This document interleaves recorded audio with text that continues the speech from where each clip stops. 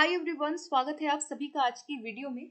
आज इस वीडियो में हम सीटेट की आंसर की डिस्कस करने जा रहे हैं। जिन भी एस्पिरेंट्स का एग्जाम 21 जनवरी 2024 को था, तो हम यहाँ पे पेपर 1 में लैंग्वेज 2 डिस्कस कर रहे हैं और आप लोग अपने आंसर्स को ज़रूर मैच करिएगा। मैं अपनी पूरी कोशिश करूँगी कि जितना हो सके ऑथेंटिक आंसर्स यहाँ पे आप लोगों को प्रोवाइड कर सकूँ। तो चलिए फिर स्टार्ट करते हैं, देखते हैं कि आपका लैंग्वेज 2 में क्या क्वेश्चन आपके पूछे गए थे और क्या इनके संभावित उत्तर होने चाहिए। और आप हो सके तो वीडियो को जरूर शेयर करिएगा and make sure that you subscribe if you are watching me और listening me for the very first time. So सबसे पहले क्वेश्चन पूछा गया था पैसेज से, तो मैं पूरा पैसेज यहाँ पे रीड नहीं करूंगी। I will only provide you the right answers क्या होने चाहिए। सो ये जो सेट है ये के मैं डिस्कस कर रही हूँ, आप लोग अपना सेट देख सकते हैं। ठीक है, फर्स्ट क्वेश्चन है which one of the following statement is true. अब यहाँ पर हमें पूरा पैसेज पढ़ के ट्रू स्टेटमेंट बताना था। So for question number 121 answer D हो जाएगा। ठीक है, answer D will be right for this question. आगे बढ़ते हैं, नेक्स्ट है which one of the following statements is not true. कौन सा गलत है, तो नॉट ट्रू हमें बताना था। 122 क्वेश्चन के लिए सी हो जाएगा। Scarecrow was afraid that the lion might kill him. ठीक है, आगे बढ़ते हैं, नेक्स्ट है study the following sentences. Statements हमें पढ़ना है। The scarecrow gathered nuts as tree was full of them. He feared for his life, so he got busy in gathering nuts. So इस क्वेश्चन में जो 123 का जो स्टेटमेंट है वो दोनों ही यहाँ पे राइट हो जाएगा। Option number A will be right. 124 question है, यहाँ पे भी स्टेटमेंट्स पढ़ने हैं हमें। देर आर 3 स्टेटमेंट्स गिवन और सारे जो स्टेटमेंट्स है इस अगर हम इसे देखें पैसेज के अकॉर्डिंग तो ऑप्शन डी हो जाएगा। बी और सी यहाँ पे रॉन्ग है बट ए जो है वो करेक्ट है। ठीक है, नेक्स्ट पे आते हैं। नेक्स्ट है no one ever knew what it was. अब यहाँ पे व्हाट इट वाज में अंडरलाइन जो ये वर्ड है इसमें आपको क्लॉज बताना था। सो ये जो क्लॉज है ये एक नाउन क्लॉज का प्रकार है जिसको एज अ ऑब्जेक्ट यहाँ पे यूज किया गया है। आगे बढ़ते हैं, पैसेज नंबर नेक्स्ट क्वेश्चन है 126। इसमें स्नग का मीनिंग बताना था कि जो स्नग वर्ड है इसका करेक्ट जो मीनिंग होना चाहिए सिमिलर वो क्या है। सो स्नग मतलब होगा यहाँ पे कोजी, ऑप्शन ए। उसके बाद which of the following statement is और आर ट्रू।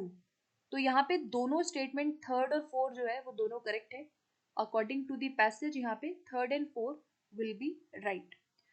फिर 128 है she would not be hungry. अब यहाँ पे शी वुड के बाद यहाँ नॉट जो वर्ड है इसका पार्ट ऑफ स्पीच हमें बताना है।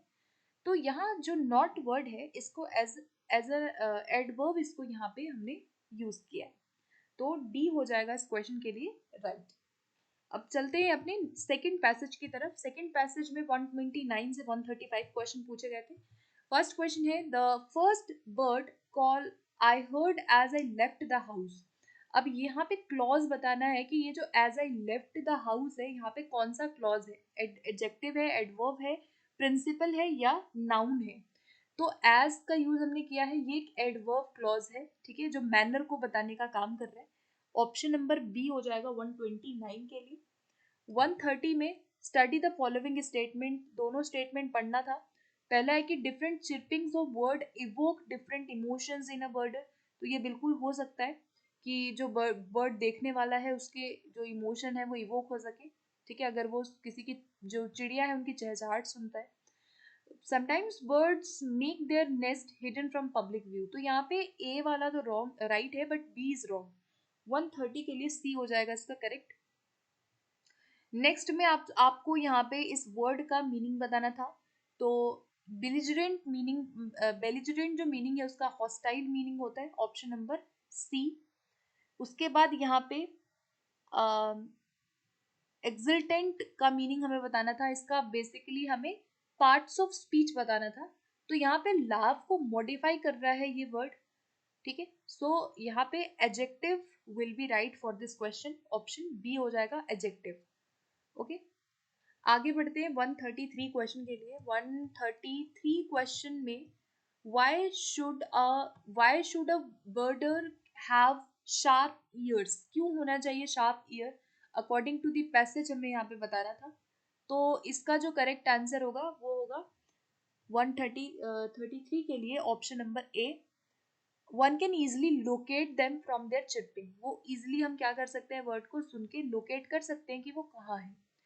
Who is the border, border होते कौन है, तो यानी कि वो होता है जो बर्ड्स को देखे या उनको एक तरह से ऑब्जर्व करे, तो उसको हम बर्डर बोलते हैं। नेक्स्ट है study the following statement, the writer approves of the conduct of Delhi people, Delhi के जो लोग हैं उनके बारे में राइटर ने अप्रूव कर दिया। या Indian mynas are generally known for their noisy quarrels, a myna couple can also be found enjoying themselves. So इस क्वेश्चन में अगर हम पैसेज के अकॉर्डिंग चले तो ऑप्शन डी हो जाएगा यहाँ पे, बी एंड सी राइट है, लेकिन जो ए है वो रॉन्ग है, ठीक है। ऑप्शन डी हो जाएगा 135 क्वेश्चन के लिए। आगे बढ़ते हैं, नेक्स्ट हमसे अब यहाँ पे कुछ पेडागोजिकल क्वेश्चन पूछे गए थे। तो फर्स्ट है कि one of the best way to learn a second language, second language सीखने का सबसे अच्छा तरीका क्या है, तो by repeating and practising the dialogue as done, repeat करना, प्रैक्टिस करना होगा, स्पीकिंग कोर्स को ज्वाइन करना। तो देखो ये तो बिल्कुल भी नहीं होगा कि हम स्पीकिंग कोर्स को ज्वाइन करवा देंगे बच्चों को। और यहाँ पे being a classroom where you can focus on the grammar and receive help, तो यहाँ पे ओनली ग्रामेटिकल की बात हो रही है जो कि करेक्ट नहीं होगा, ठीक है। सबसे जो बेस्ट वे होना चाहिए वो क्या होना चाहिए, ऑप्शन नंबर डी होना चाहिए, ठीक है। बाकी देखते हैं ऑफिशियल आंसर में क्या इसको माना जाता है, ठीक है। थोड़ा सा मुझे डाउट जो है वो ए और डी में लग रहा है, लेकिन मेरे अकॉर्डिंग यहाँ पे डी होना चाहिए, ठीक है। आगे बढ़ते हैं, if children here the two languages spoken around them this exposure, अगर बच्चे दो भाषाओं को देखते हैं अपने आसपास, तो ये क्या है, एक एडवांटेज होता है हमेशा, तो कभी भी डिसएडवांटेज नहीं होगा, ना कभी हिंड्रेंस होगा। सो ऑप्शन डी हो जाएगा। आगे बढ़ते हैं, the students learn patterns of language by repeating model sentences that the teacher provides, they memorise set phrases, receive positive reinforcement. अब यहाँ पे पॉजिटिव रीइंफोर्समेंट मिल रहा है और उनको मॉडल को रिपीट करने पे बल दिया जा रहा है, पैटर्न मेमोराइज करवा रहे हैं, तो ये जो विशेषता है वो ऑडियो लिंगुअल मेथड की विशेषता होती है, जहाँ पे हैबिट फॉर्मेशन पे और बहुत ज़्यादा हम बिहेवियरिज्म तरीके से सिखाते हैं। सो ऑप्शन डी हो सी हो जाएगा, ऑडियो लिंगुअल मेथड। नेक्स्ट पूछा गया था, this reading has certain learning AIIMS, ऐसी रीडिंग जिसमें हमारे कुछ लर्निंग एम और टास्क होते हैं, तो उस रीडिंग को हमेशा इंटेंसिव रीडिंग बोला जाता है, जहाँ पे हम किसी भी एम और टास्क के लिए डिटेल में पढ़ते हैं, तो हमेशा वो इंटेंसिव रीडिंग होती है, ठीक है। नेक्स्ट है, at the beginning of the lesson a teacher divided the class into groups and asked them to talk about an interesting newspaper article that they had just read. This type of speaking activity, अगर group में teacher activity करा रहा है एक ऐसे newspaper article के बारे में जो उन्होंने अभी जस्ट पढ़ा है, तो इस तरह का जो एक प्रैक्टिस होगा वो फ्लुएंसी में हो सकता है, जहाँ पे बच्चे अपने एक्सपीरियंसेस को शेयर करेंगे, तो वहाँ पे ओरल फ्लुएंसी ज़्यादा होगी। सो यहाँ पे option number C will be right. Next है, children's cognitive development and language, जो कॉग्निटिव डेवलपमेंट होता है बच्चों का और जो लैंग्वेज है उसके बीच में जो रिलेशन है वो कैसे होगा, तो यहाँ पर आंसर जो होगा वो इसका ऑप्शन टू होगा कि it is closely related to the culture and community. यानी कि जैसे अगर हम वाइगॉत्स्की की बात करें तो उन्होंने भी इस पे फोकस किया है, और सी वाला नहीं होगा बिकॉज सी वाला तो हमारा बिहेवियरिज्म अप्रोच है, ये कॉग्निटिव नहीं होता। और जो डी वाला है, बॉर्न विद अ टूल, ये नेटिविस्ट अप्रोच होती है, ठीक है। तो आंसर इसका बी होगा, कॉग्निटिव अप्रोच। ओके, आगे बढ़ते हैं, नेक्स्ट है, to assess reading skills at primary level a language teacher should most importantly focus on, अगर प्राइमरी लेवल पे बच्चों की रीडिंग को चेक करना है, स्किल, रीडिंग स्किल को चेक करना है, तो सबसे बेस्ट जो वे है वो क्या होगा, वो होगा रीडिंग विद अंडरस्टैंडिंग। ऑलवेज हमेशा हम अर्थ पे ध्यान देते हैं, समझ पे ध्यान देते हैं सबसे पहले प्राइमरी लेवल पे, तो ऑप्शन नंबर बी हो जाएगा राइट। नेक्स्ट है, होल लैंग्वेज अप्रोचेस, जो होल लैंग्वेज अप्रोच है वो किस पे आधारित होता है, तो ये जो अप्रोच है ये सबसे ज़्यादा मीनिंग पे आधारित होता है, ऑप्शन सी हो जाएगा। फिर है teacher asked the students of class 5 to read a story quickly and then put the 4 pictures in order. अगर उन्होंने कोई स्टोरी को रीड किया एंड देन वो पिक्चर्स को ऑर्डर से लगा रहे हैं तो यहाँ पे क्या होगा?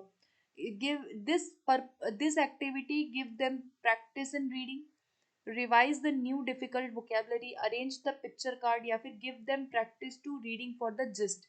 सो यहाँ पे जो सबसे राइट आंसर होना चाहिए वो ऑप्शन डी होगा। अगर उन्होंने कोई स्टोरी पढ़ी है एंड देन अगर वो उसको ऑर्डर से लगा रहे हैं पिक्चर्स की हेल्प करके, यानी कि वो एक रीडिंग जो है वो जिस्ट के लिए पढ़ सकते हैं, है ना। तो ऑप्शन नंबर यहाँ पे डी हो जाएगा राइट। नेक्स्ट पे आते हैं। नेक्स्ट है learning language learning is an intensive process that begins at birth and continuous throughout life. So do you agree और disagree with the above statement? तो यहाँ पे है कि हम कंप्लीटली इस चीज से अग्री करेंगे।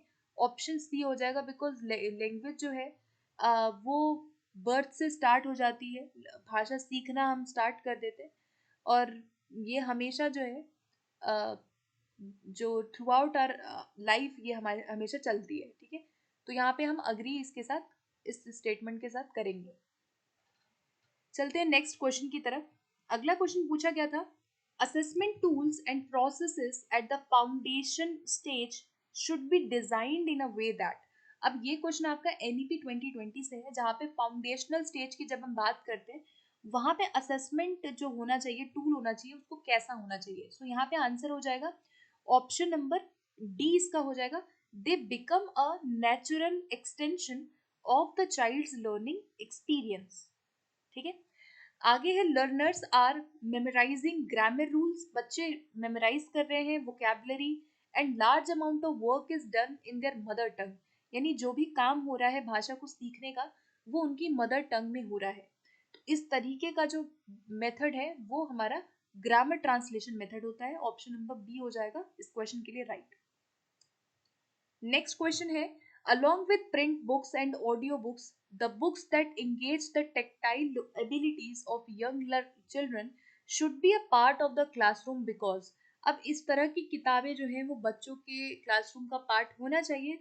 क्या रीजन है यहाँ पे? Because it makes book more accessible to diverse learners, these books will not overly burden, it brings variety to the class and children love variety, या फिर it gives autonomy to teachers. तो यहाँ पे D नहीं होगा और यहाँ पे बी भी नहीं होगा। ऑप्शन फर्स्ट और थर्ड में से कोई एक होगा इसमें, ठीक है। सो इस क्वेश्चन का जो मोस्ट अप्रोप्रिएट आंसर है वो उसका सी होगा, इट ब्रिंग्स वेराइटी।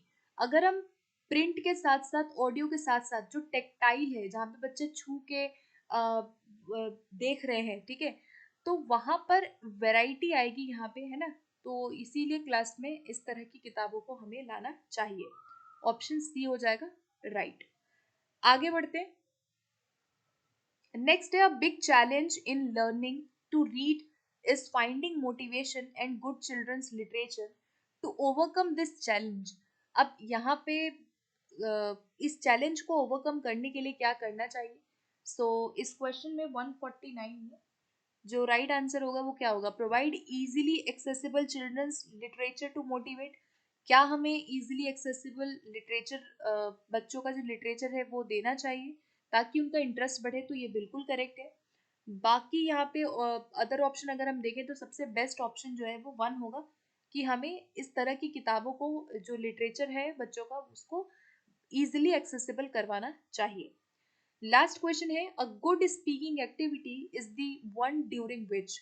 एक अच्छी स्पीकिंग एक्टिविटी की बात हो रही है जहाँ पे बच्चे ज्यादा बोलेंगे, टीचर ज्यादा एक्सप्लेन करेगा तो ये होगा नहीं, और आउटस्पोकन बच्चों का पार्टिसिपेशन नहीं होना चाहिए बिकॉज यहाँ पे केवल आउटस्पोकन बच्चों की बात की गई है कि केवल जो बच्चे बोलते हैं उन्हीं का पार्टिसिपेशन होगा, तो ये गलत है। और बच्चे सुनेंगे ये भी गलत है। आंसर हो जाएगा इसका ए।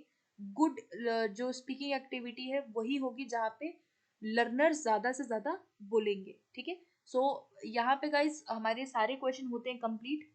आशा करती हूँ कि इस वीडियो से आपको हेल्प हुई होगी। इस वीडियो को शेयर कीजिएगा एंड मिलते हैं फिर। बाकी की आंसर की भी बहुत जल्दी चैनल पे आएगी, तो आप लोग जुड़ सकते हैं चैनल से for upcoming updates. So thank you so much for watching this video.